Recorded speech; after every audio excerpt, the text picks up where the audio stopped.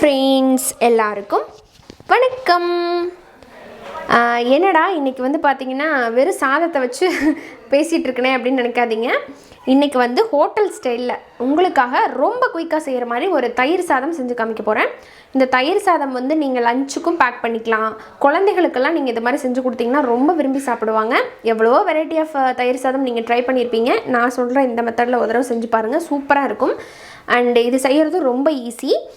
இது பார்த்திங்கன்னா நான் வந்து 1 கப் வந்து பொன்னி சாதம் நம்ம வீட்டில் எப்பயும் வைப்போம் இல்லைங்களா, அந்த சாதத்தை தான் வந்து வடித்து எடுத்துருக்கிறேன். கொஞ்சம் குலைவாக, நீங்கள் எப்போவும் வைக்கிறத விட கொஞ்சம் குலைவாக எடுத்துக்கோங்க. கொஞ்சம் சூடாக இருக்கும் போதே வந்து இதை கையில் நல்லா இந்த மாதிரி மசிச்சு விட்ருங்க. கையில் தான் பண்ணணும்னு இல்லை, ஏதாவது இந்த மேஷர் இருந்தது அப்படின்னா இந்த மாதிரி நல்லா குழச்சி விட்ருங்க.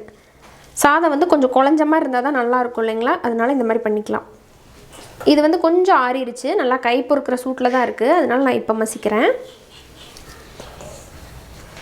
இதுக்கு முன்னாடி நம்ம சேனலில் வந்து 1 வெரைட்டி ஆஃப் தயிர் சாதம் வந்து அப்லோட் பண்ணியிருக்கிறோம். ரொம்ப நாள் முன்னாடி, ஒரு 1 இயர் பேக் இருக்கும். அதோட லிங்க் வேணால் நான் டிஸ்கிரிப்ஷனில் கொடுக்குறேன், நீங்கள் பாருங்கள். அதுவும் ரொம்ப நல்லாயிருக்கும். அதில் நம்ம வந்து மேங்கோ அப்புறமா இந்த மாதுளம்பழம்லாம் போட்டு செஞ்சுருப்போம். பட் அதெல்லாம் இல்லாமல் ரொம்ப சிம்பிளாக எப்படி பண்ணுறது அப்படிங்கிறத பார்க்கலாம் இன்றைக்கி. இப்போ இந்த மாதிரி கொஞ்சம் நல்லா குழைய பண்ணதுக்கப்புறமா அடுத்து நம்ம இதில் என்னென்ன சேர்க்கலாம் அப்படிங்கிறத பார்க்கலாம். இப்போ நல்லா இந்த மாதிரி மசிச்சதுக்கப்புறமா இதில் நம்ம தயிர் சேர்த்துக்கலாம். தயிர் வந்து ஓரளவுக்கு ரொம்ப புளிப்பாக இல்லாமல் ஒரு மீடியம் புளிப்பாக இருக்கிற மாதிரியான தயிர் வந்து 1 கப் எடுத்துருக்கிறேன். இந்த கப்பில் அதை சேர்த்துடலாம். நீங்கள் இப்போ உடனே சாப்பிட்ற மாதிரி இருந்தது அப்படின்னா தயிர் மட்டும் சேர்த்து கிளறிக்கோங்க. மதியத்துக்கு லஞ்சுக்கு பேக் பண்ணுறீங்க அப்படின்னா பாதி தயிர் வந்து சேர்த்துக்கிட்டு பாதி வந்து பால் சேர்த்துக்கணும். அப்போ தான் வந்து புளிக்காது, அதே நேரத்தில் நல்லா குலைவாக இருக்கும் உங்களுக்கு அப்படியே. இப்போ நான் வந்து இப்போவே சாப்பிட்றதுனால தயிர் சேர்த்துட்டு கொஞ்சம் சுடுதண்ணி வந்து எடுத்து வச்சுருக்கேங்க.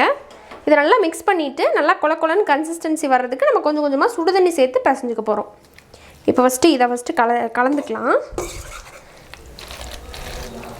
உடனே சாப்பிட்றதுனால பாலும் தயிரும் சேர்த்து அப்போவே சாப்பிடக்கூடாது. லஞ்சுக்கு பேக் பண்ணுறீங்கன்னா நான் சொன்ன மாதிரி பால் அதிகமாக சேர்த்துட்டு தயிர் கொஞ்சம் கம்மியாக சேர்த்துக்கோங்க, அப்போ சரியாக இருக்கும். இப்போ பாருங்கள், நல்லா சேர்த்து கலந்தாச்சு தயிரை. தயிர் ரொம்பவும் நம்ம சேர்த்துட்டோம் அப்படின்னா புளிப்பு அதிகமாக இருக்கும், நல்லா இருக்காது. ஸோ இதில் வந்து சுடுதண்ணி நான் சொன்ன மாதிரி அதை வந்து கொஞ்சம் கொஞ்சமாக சேர்த்து நல்லா குலைவாக உங்களுக்கு எந்த அளவுக்கு கன்சிஸ்டன்சி வேணுமோ அந்த அளவுக்கு நீங்கள் கலந்துக்குங்க. இப்போ பாருங்கள், நல்லா இந்த அளவுக்கு கலந்து எடுத்தாச்சு.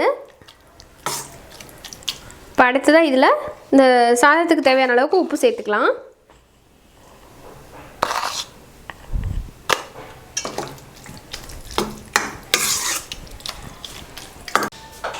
இப்போ உப்பு சேர்த்து நல்லா கலந்து விட்டாச்சு. இப்போ இதுக்கு நம்ம தாளிப்பு கொடுத்துடலாம். இப்போ ஒரு பேனில் 1 ஸ்பூன் அளவுக்கு ஆயில் போட்டுக்கலாம்.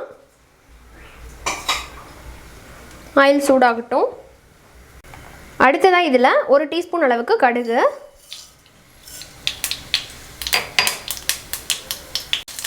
கடுகு வெடிக்குது. இப்போ இதில் 1 டீஸ்பூன் கடலைப்பருப்பு, 1 டீஸ்பூன் உளுந்து, இதெல்லாம் போட்டு லைட்டாக வறுத்துக்கலாம்.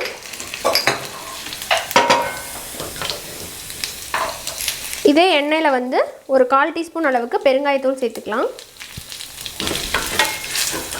சேர்த்து அடுத்ததாக இதில் பச்சை மிளகா 1 பொடியாக நறுக்கி சேர்த்துருக்குறேன். இது ஆப்ஷனல் தான், வேணுன்னா போட்டுக்கலாம், அப்படிலாம் வேண்டியதில்லை. காரத்துக்கு தகுந்த மாதிரி காஞ்ச மிளகா சேர்த்துக்கோங்க. சேர்த்து அதையும் நல்லா மிக்ஸ் பண்ணிடலாம். அப்புறம் இதில் பொடியாக நறுக்கின இஞ்சி கொஞ்சமாக சேர்த்து நல்லா வாசனை கொடுக்கும். இஞ்சி சேர்த்தோம் அப்படின்னா நல்லா எண்ணெயில் வதக்கி விடுங்க. கூடவே கருவேப்பிலை போட்டுக்கலாம்.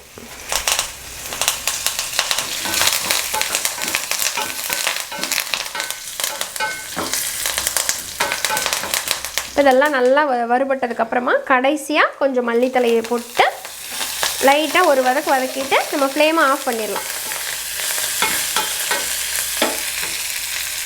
இப்போ நம்ம தயிர் சாதத்தில் இதை சேர்த்துடலாம்.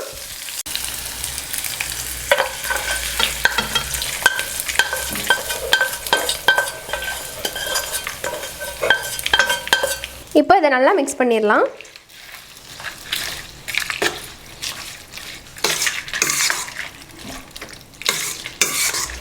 அவ்வளோதாங்க. சூப்பராக டக்குன்னு ஒரு தயிர் சாதம் ரெடி. இதில் வேணுன்னா நீங்கள் மாங்காய் அப்புறம் மாதுளம்பழம் அதெல்லாம் வந்து கட் பண்ணி போட்டுக்கலாம். அதெல்லாம் இடையில கடிப்படும் போது சூப்பராக இருக்கும். அப்படி வேணாலும் போட்டுக்கலாம். இது சிம்பிளாக பண்ணுற வேர்ஷன். அவ்வளோதான். நல்லா டேஸ்ட்டாக நல்லா க்ரீமியாக தயிர் சாதம் ரெடி. இப்போ இதை வேற ஒரு பவுலுக்கு மாற்றிக்கலாம். இதே மாதிரி தயிர் சாதத்தை ஒரு நாள் உங்கள் வீட்டில் செஞ்சு பார்த்துட்டு எப்படி வந்துச்சு அப்படிங்கிறத ஃபீட்பேக் சொல்லுங்கள். இந்த வீடியோ உங்களுக்கு பிடிச்சிருந்ததுன்னா மறக்காமல் நம்ம சேனலை சப்ஸ்கிரைப் பண்ணிடுங்க. இன்னொரு இன்ட்ரெஸ்டான ரெசிபியோட உங்களை சீக்கிரமாக வந்து மீட் பண்ணுறேன். அது வரைக்கும் நன்றி, வணக்கம்.